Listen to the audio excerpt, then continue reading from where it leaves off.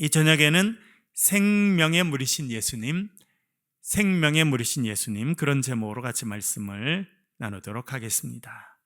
어제는 생수 하나님의 선물이라는 제목으로 같이 말씀을 나누었습니다.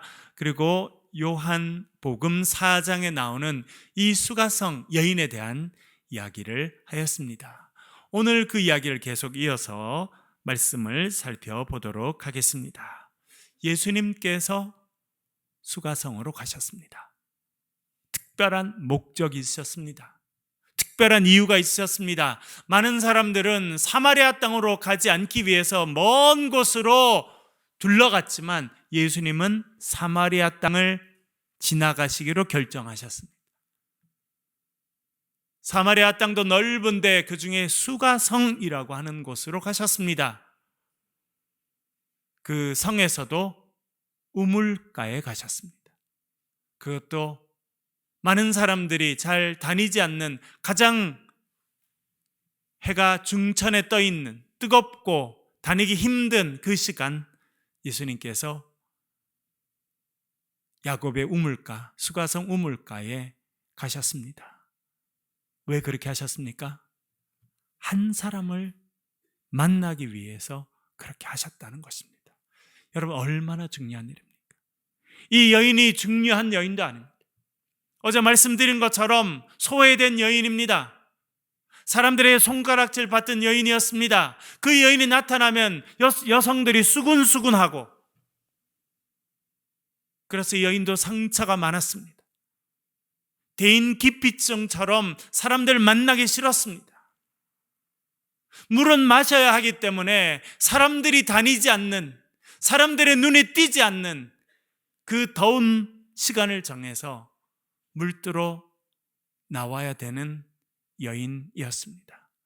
그런데 여러분, 예수님은 그 한 여인을 위해서 수가성, 그 우물가를 방문하셨다고 하는 것을 성경은 말씀하고 있습니다.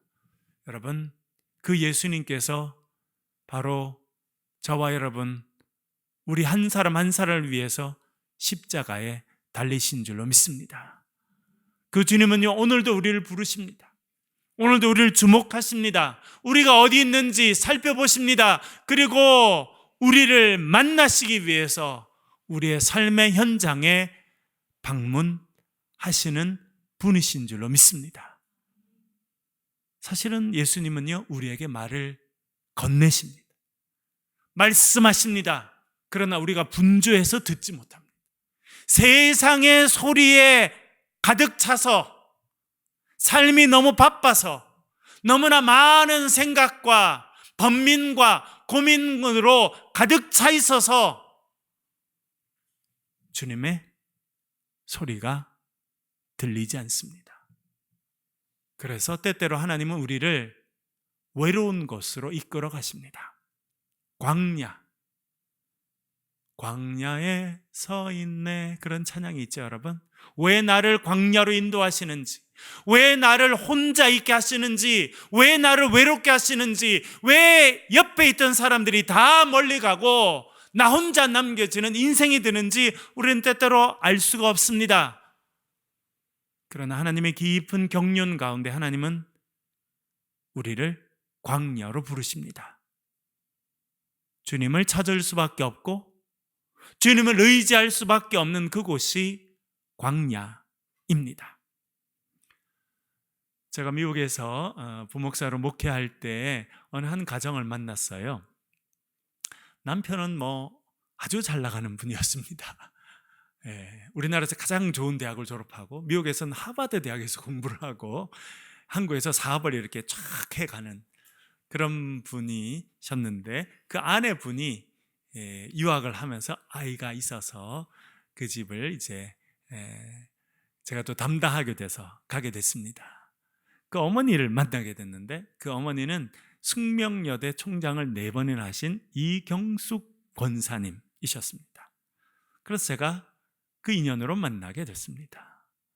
그래서 그분과 그 뒤로도 여러 번 개인적으로 만날 기회가 있었고, 제가 한국에 온 이후에는 그분이 아주 좋은 호텔로 저를 초대해서 식사도 대접해 주시고 참 그렇게 은혜를 입었었는데요.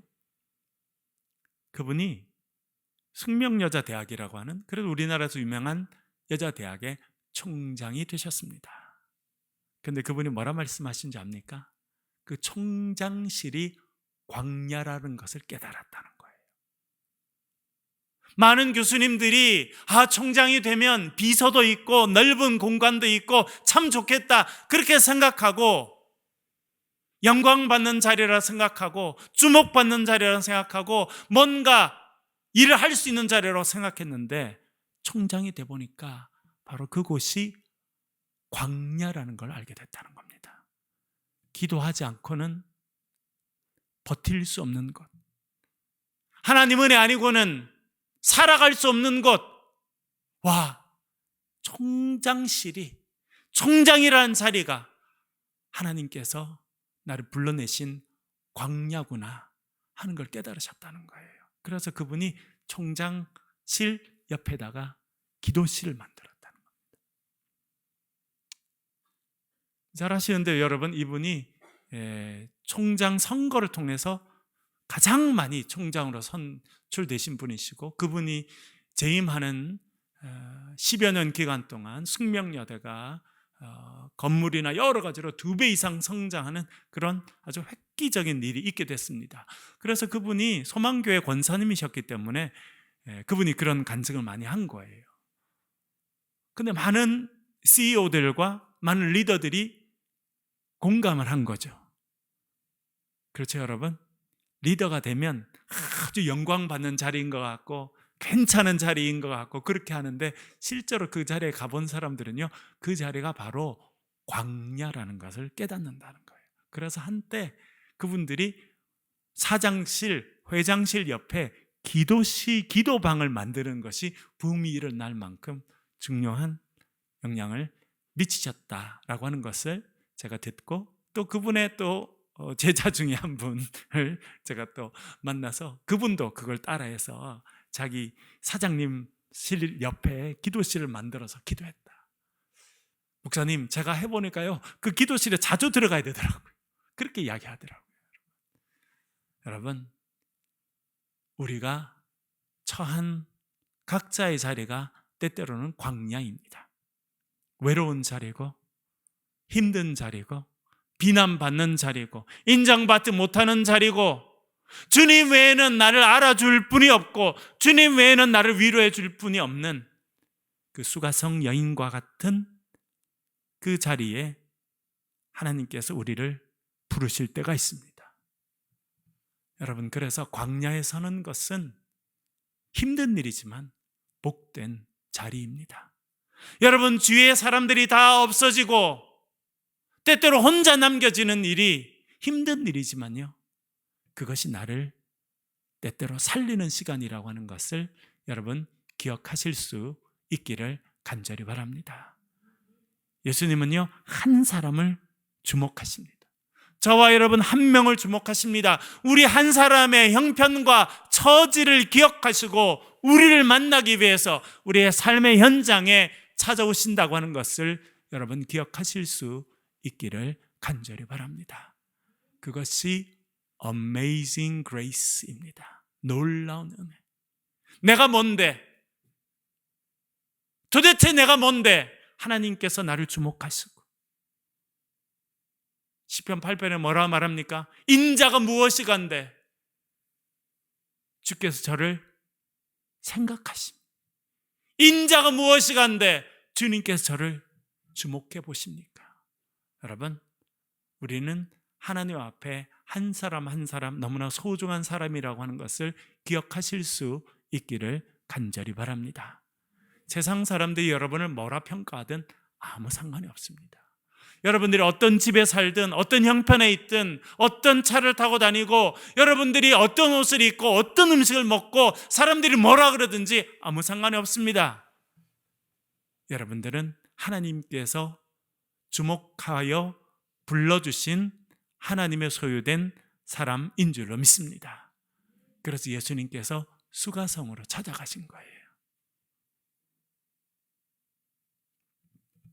어제 읽은 10절 말씀 이렇게 말씀합니다. 같이 한번 읽어보겠습니다. 10절 같이 읽겠습니다. 시작.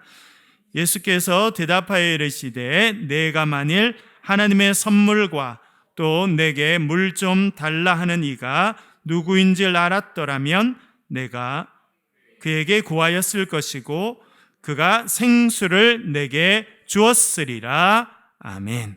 제가 말씀드렸죠. 예수님께서 여인을 만나니까 뭐라고 말씀하십니까?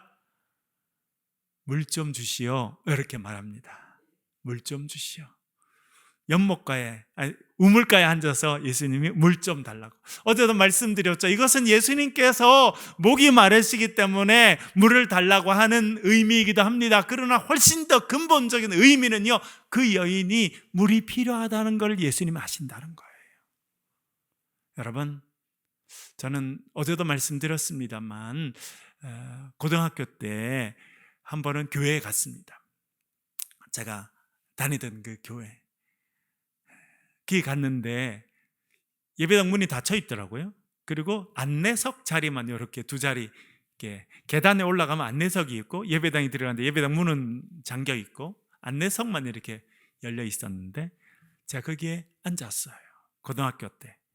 아마 큰 시험을 보고 난 다음이었던 것 같은데 딱 앉았는데 다른 기도가 안 나오고 주님, 제가 왔습니다. 주님 다 아시지요? 그렇게 기도를 했는데 제 마음에 그래, 내가 다 안다 하시는 것 같더라고요. 그래서 앉아서 기도를 하려고 했는데 눈물이 났어요. 한참을 울고 그리고 찬양을 하고 일어났던 기억이 있습니다. 여러분, 예수님은 이 여인에게 물 좀 달라 하셨습니다. 그것은 무슨 말씀이냐면 네가 목마르지? 네가 물이 필요한 걸 내가 다 안다, 그런 의미다 라고 하는 것입니다. 여러분, 우리가 구하기 전에 예수님께서는 우리가 뭐가 필요한지 다 아시는 분이라고 하는 것을 기억하실 수 있기를 간절히 바랍니다. 그래서 구차한 설명이 필요 없을 때가 있어요. 저는 참 그게 좋더라고요. 사람한테는 구차하게 다 설명해야 되잖아요. 설명을 해도 잘 모르잖아요. 그렇죠? 그리고 또 오해해서 들었잖아요. 그러나 주님은 우리를 다 아시고 우리를 깊이 아시고 우리 자신보다도 우리를 더 아시는 분, 그 주님을 날마다 사모하며 살아가실 수 있기를 간절히 바랍니다. 주님께서 우리에게 필요한 것이 무엇인지 다 아십니다. 그런데 예수님께서 이렇게 말씀하세요. 만일 하나님의 선물과 또 내게 물 좀 달라 하는 이가 누구인지 알았더라면, 그 다음에 뭐라고 되어 있냐면 내가 그에게 뭐 하였을 것이요? 구하였을 것이요. 여러분, 이 부분이 중요합니다. 예수님은 우리가 뭐가 필요한지 다 아세요. 줄 마음이 있으십니다. 다 준비를 하셨어요. 그런데 예수님께서 또 요구하시는 것이 있습니다. 그것은 뭐냐면 우리가 그것을 구해야 한다는 것입니다. 우리의 입으로, 우리의 기도로, 우리의 구체적인 언어로 그것을 말하라, 그렇게 말씀하고 있습니다. 우리가 잘 아는 마태복음 7장 7절 말씀 같이 한번 읽어보겠습니다. 마태복음 7장 7절 같이 읽겠습니다. 시작. 구하라, 그리하면 너희에게 주실 것이요, 그리하면 찾아낼 것이요, 문을 두드리라, 그리하면 너희에게 열릴 것이니. 아멘. 뭐라 말씀하십니까? 구하라, 그리하면 너희에게 주실 것이요. 하나님은요, 다 주실 마음이 있으시고 다 준비가 되어 있습니다. 그런데 원하시는 게 있어요. 그게 뭡니까? 우리가 구하라는 거예요. 우리가 어린아이, 완전히 어린아이일 때는 부모님이 다 알아줍니다. 그러나 우리가 점점 성장해 가면서는 부모님이 원하시는 게 있습니다. 그것은 무엇이냐면 우리가 구체적으로 표현하라는 겁니다. 이야기하라는 거예요. 여러분, 오늘 주님 앞에 여러분의 간절한 마음의 소원을 내어놓고 주님 앞에 구하실 수 있기를 간절히 바랍니다. 찾으라 말씀하십니다. 노력을 해야 된다는 거예요. 찾는 노력이 있어야 된다는 것입니다. 내가 결단해야 돼요. 지난 주일날 말씀드린 것처럼 일어나서 아버지에게로 가야겠다, 결단해야 되고 행동으로 옮겨야 그것이 우리의 삶의 구체적인 구원의 역사로 이루어진다는 것입니다.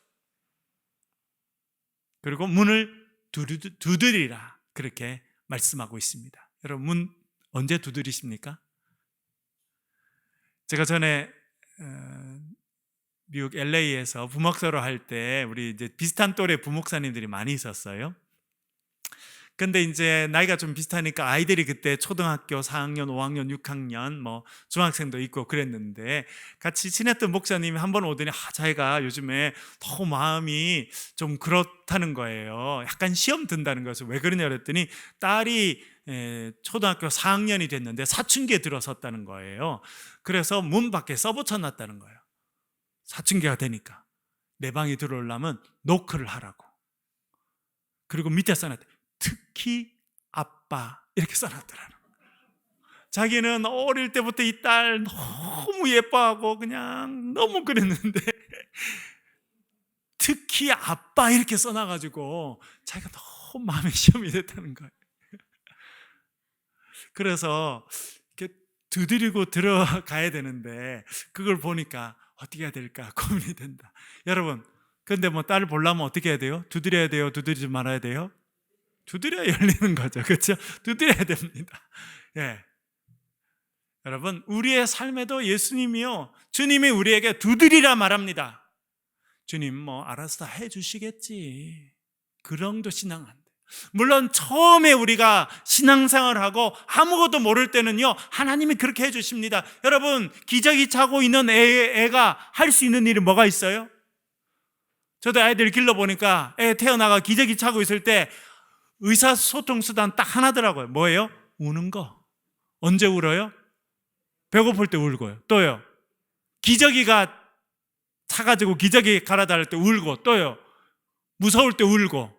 다 우는 거예요. 다 똑같이 웁니다. 그런데 엄마는 이게 뭐가 필요한지 알아듣습니까? 못 알아듣습니까? 못 알아들으면 엄마 아닌 거예요. 그렇죠? 엄마는 다 알아들어요. 어린아이니까. 그러면 다 알아서 해줍니다. 그런데 아이가 15살 됐어요. 배고플 때도 울고, 무서울 때도 울고, 공부하기 싫을 때도 울고. 그럼 어떻게 해요? 집 밖으로 내보내는 게 좋겠죠? 구체적으로 이야기를 해야 돼요. 그렇죠? 하나님께서 그것을 이야기하라 그렇게 말씀해 주고 있습니다. 여러분 마음에 꿈이 있고 여러분 마음에 원하시는 게 있으면 구체적으로 이야기를 하라는 거예요, 여러분. 그리고 여러분, 제가 여러분께 꼭 부탁드리고 싶은 게 하나 있습니다. 그것은 무엇이냐면, 여러분 나이가 5학년이든지 6학년이든지 7학년이든지 어떤 학년인지 잘 모르겠지만, 여러분 꿈을 가지고 구하고 찾는 인생, 두드리는 인생이 되실 수 있기를 간절히 바랍니다. 여러분 꿈이 있으십니까? 만약 꿈이 없으시면 여러분의 오늘이 가장 정점이에요. 꿈이 없으시면 내일부터는 하얀 길입니다.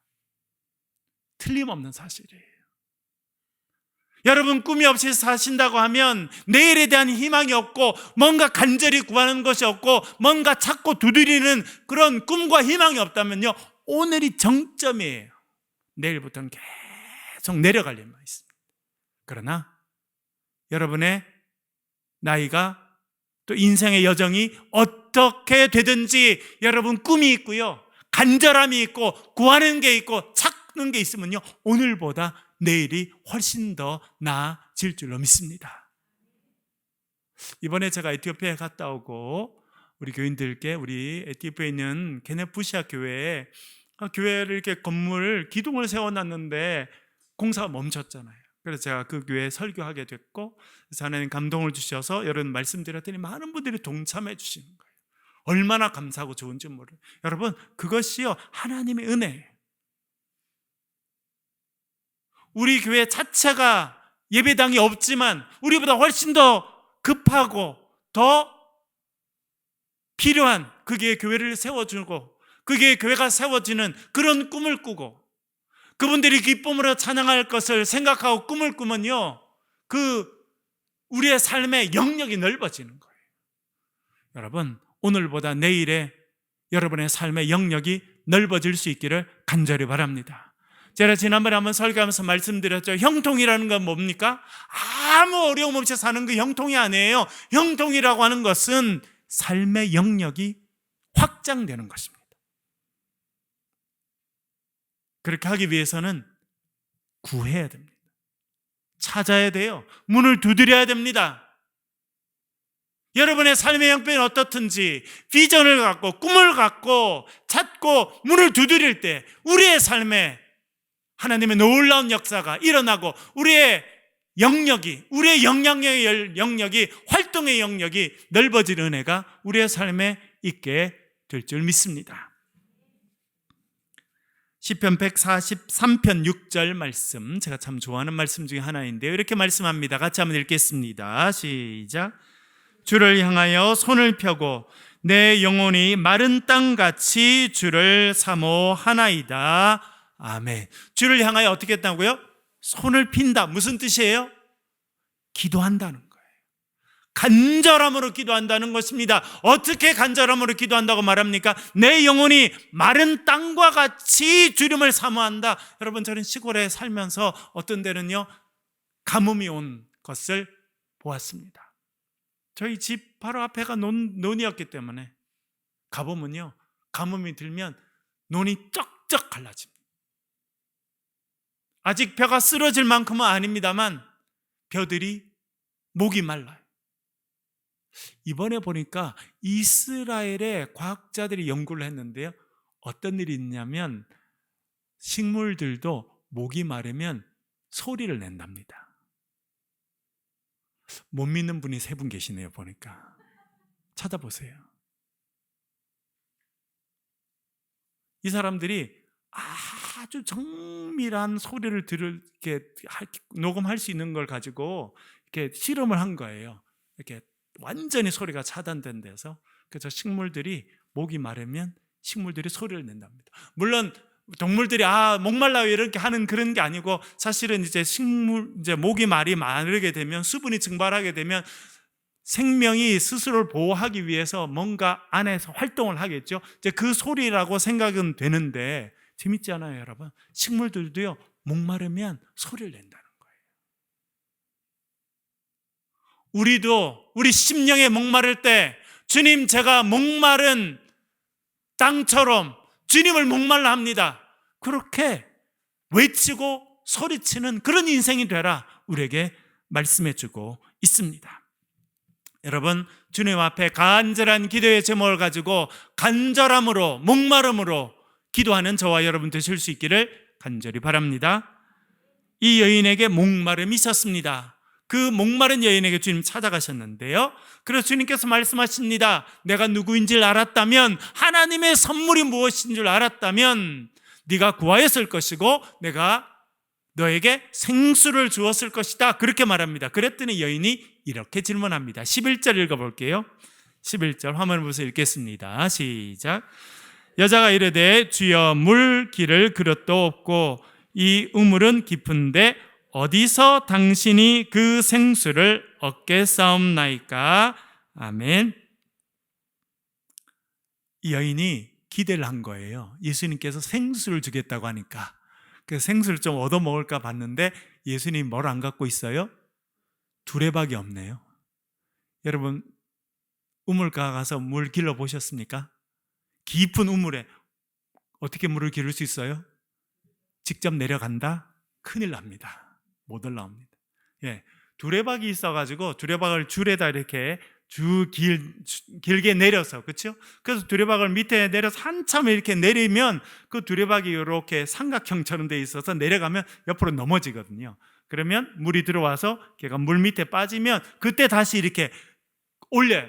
그래야 두레박에서 물을 마실 수 있습니다. 그런데 예수님께서 생수를 주겠다 해서 이 여인이 딱 보니까 예수님 두레박이 없네요. 그래서 아니 예수님, 주여, 물 기를 그릇도 없고 이 우물은 엄청 깊은데 어떻게 생수를 구하겠습니까? 이렇게 말합니다. 여러분, 이 여인이 하는 질문이 다 우리가 하는 거예요. 우리는 뭐에 주목합니까? 눈에 보이는 것에 주목합니다. 예수님이 생수를 주겠다고 하시는데 두레박도 없는데 어떻게 생수를 줍니까? 라고 질문한다는 거예요. 우리도 다 그래요. 우리의 관심에 눈에 보이는 것에 있습니다. 그래서 영적인 말씀을 들어도 말씀을 알아듣지 못합니다. 생수를 주겠다고 했는데 생수가 그냥 눈에 보이는 이 물이라고 생각하니까 두레박이 없는데 어떻게 줍니까? 라고 질문할 수밖에 없는 것입니다. 여러분, 우리가 간절히 기도해야 될 것은 우리의 영적인 눈이 뜨이고 영적인 귀가 열리기 위해서 여러분 기도하실 수 있기를 간절히 바랍니다.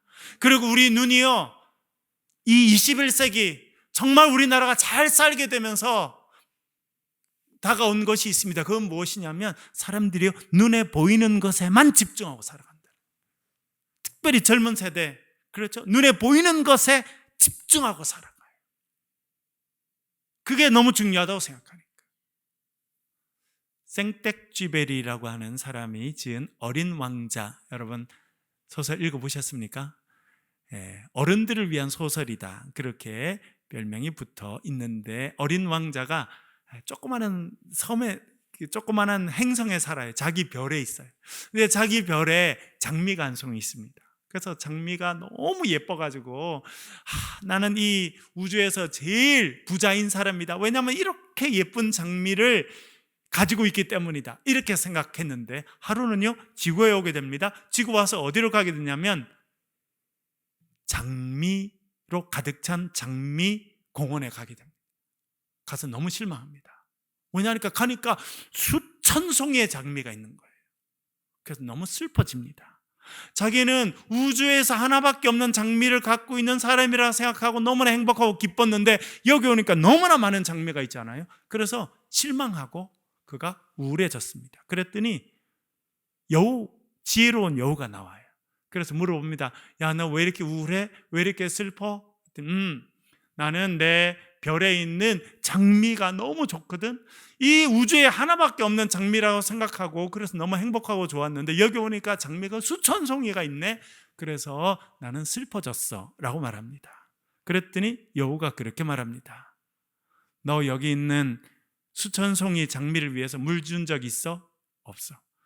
바람 불 때 바람 막아준 적 있어? 없어.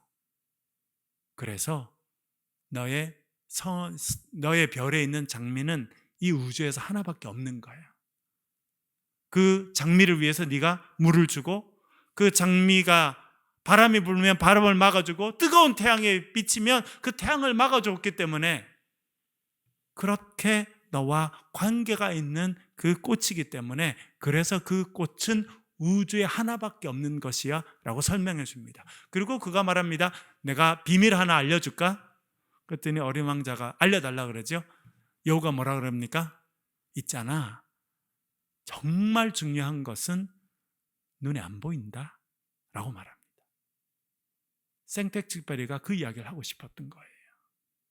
많은 사람들이 눈에 보이는 것만 생각합니다. 여러분, 우리나라가 발전해 가는데 정말 어려운 것은 이 젊은 세대를 보면서 답답한 것은 무엇입니까? 사람들이 눈에 보이는 것에만 계속 더 집중한다는 겁니다. 어떤 차를 타느냐, 어떤 집에 있느냐, 그래서 영끌이라고 해가지고 영혼까지 끌어서 다 투자해요. 그래가지고 지금요 아주 어려움을 겪는 청년들이 너무 많아요. 아파트값 올라가니까 영끌이라 해가지고 다 빚내가지고 전부 다 아파트 사는데 아파트값은 폭락했죠. 은행 대출 이자는 2배 됐죠. 그래서 젊은 나이에 빚에 눌려 사는 청년들이 너무 많아요. 왜 그렇습니까? 이 나라가, 이 문화가 눈에 보이는 것만 집중하는 거예요. 눈에 당장 보이는 그게 집중하도록 만드니까 교회는 안 다녀요. 영적인 것은 추구하지 않습니다. 훨씬 더 중요한 가치, 그것은 사실은 눈에 보이지 않는 가치들인데 거기에는 관심이 없어지니까 삶이 무료해지고 더 경쟁을 하게 되고 여유가 없어지는 것입니다. 열심히 살지만 여유가 없어지는 삶을 살게 된다, 그렇게 말해주고 있습니다. 여러분, 이 여인도 그렇습니다. 생수라고 하니까 눈에 보이는 생수만 생각한 거예요. 그래서 두레박이 없다고 이야기하는 것입니다. 여러분, 하나님의 은혜 가운데 저와 여러분의 영적인 귀가 열리고 영적인 눈이 열려서 정말 참된 소중한 것이 무엇인지 깨닫게 되는 은혜가 있기를 간절히 축원합니다. 13절 예수님께서 이렇게 말씀하십니다. 같이 한번 읽어보겠습니다. 13절 같이 읽겠습니다. 시작. 예수께서 대답하여 이르시되 이 물을 마시는 자마다 다시 목마르려니와. 아멘. 말씀드린 것처럼 이 물을 마시는 자마다 다시 목마르려니와 말씀합니다. 여러분, 그것은 우물의 물이죠. 우물의 물. 우물의 물을 아무리 시원하게 마신다 그래도 다시 목말라집니까? 안 말라집니까? 목말라지지. 그게 우리의 삶이에요. 여러분, 제가 대학 1학년 들어가서 세상에서 처음 먹은 음식이 있어요. 피자. 제가 시골에 살다 보니까 피자를 못 먹어가지고 대학 들어갔는데 어떤 사람이 데리고 간 거예요. 강남에 좋은 식당에 데리고 와서 피자를 시켜준 거예요. 제가 평생 처음으로 피자라는 걸 먹었어요. 맛이 있었을까 없었을까요? 야, 세상에 이런 것이. 그래서 막 엄청 먹었어요. 내가 너무 잘 먹으니까 또 시켜줘가지고. 근데 먹다 보니까 배가 부르잖아요, 여러분. 배가 이렇게 너무 부르면 어떻게 해야 돼요? 어떻게 해야 더 먹을 수 있어요? 몸을 옆으로 흔들면 됩니다. 그럼 공간이 조금 더 생겨서 더 먹을 수 있거든요. 그래서 피자를 진짜 몸을 여러 번 흔들고 먹었어요. 너무너무 맛있었어요. 그래서 감사하다고 하고 지하철을 타고 버스를 타고 장신대 기숙사에 딱 누웠는데 배가 찢어질 것 같아요. 처음 먹은 피자가 안에서 불었나 봐요.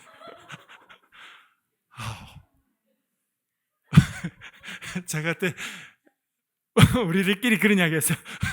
피자 먹고 순교할 뻔했다.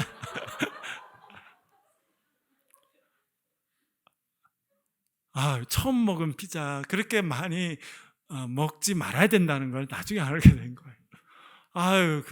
얼마나 괴롭고 힘들었는지 몸을 어떻게 할 수가 없겠더라고요. 그렇게 진짜 배가 터지게 피자를 먹은 거예요, 여러분. 그래서 한 3일 동안 배 안 고팠겠죠?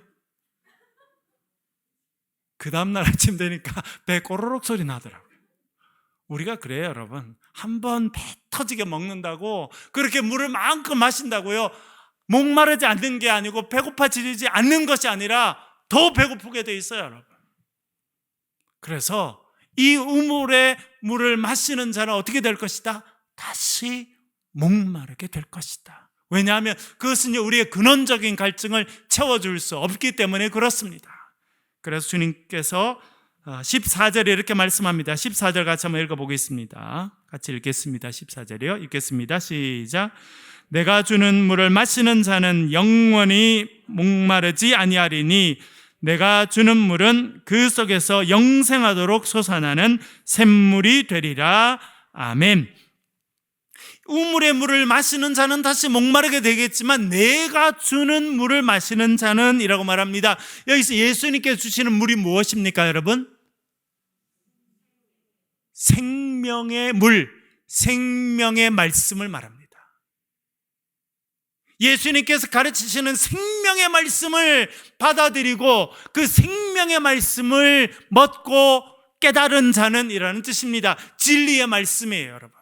사실은 이 진리가 예수 그리스도이시죠, 여러분. 그래서 우리가 유명한 구절 8장 32절 한번 읽어보겠습니다. 요한복음 8장 32절 같이 한번 읽겠습니다. 시작. 진리를 알지니 진리가 너희를 자유롭게 하리라. 아멘.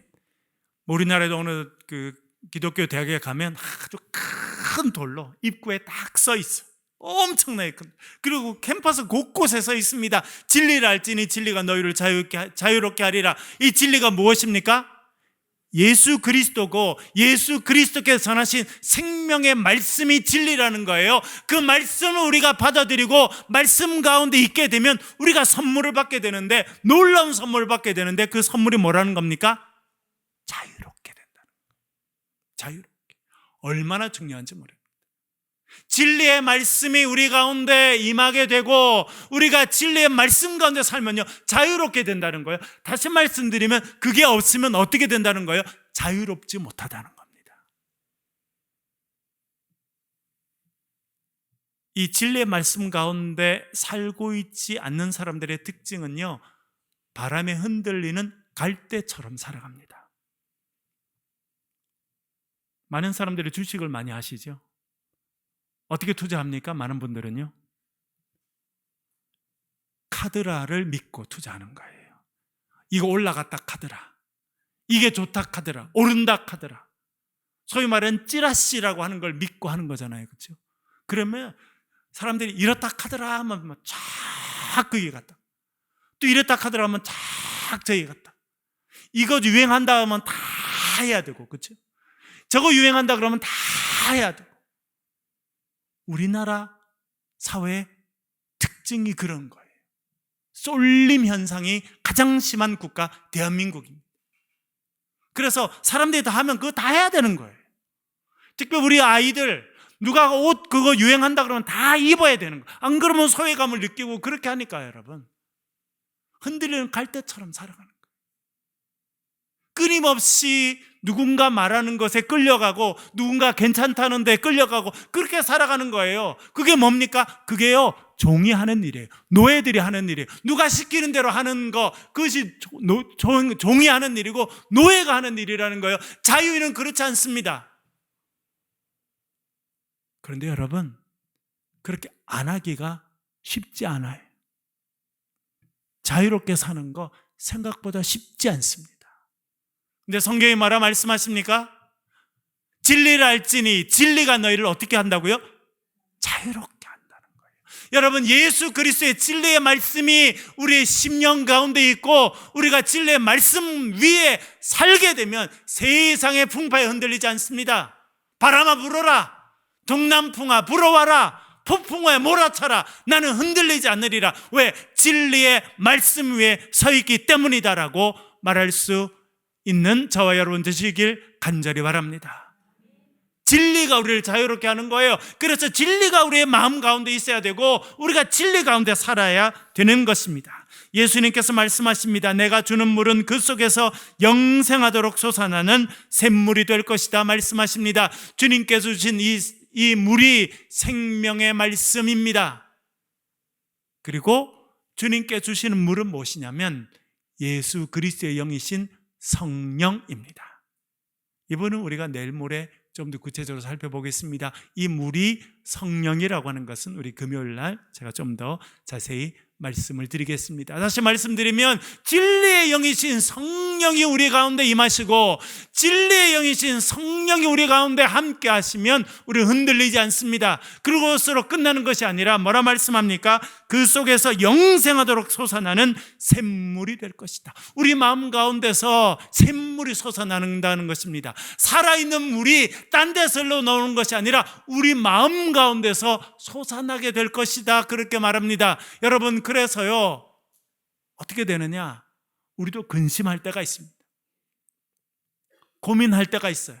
세상의 두려움에 사로잡힐 때가 있습니다. 물로 말씀드리면, 여러분 컵에 물이 있는데 불순물이 들어가서 물이 더러워질 수도 있고 지저분해질 수 있고 오염될 수 있다는 거예요. 그러면 여러분 컵 안에 들어있는 물을 깨끗하게 만들려면 어떻게 하면 됩니까? 물을 확 부어버리면 되는데, 붓지 못하면, 부어버릴 수 없으면 어떻게 하면 돼요, 여러분? 맑은 물을 끊임없이 부어주면요, 물이 넘쳐서 흘러서 결국은 깨끗하게 됩니다.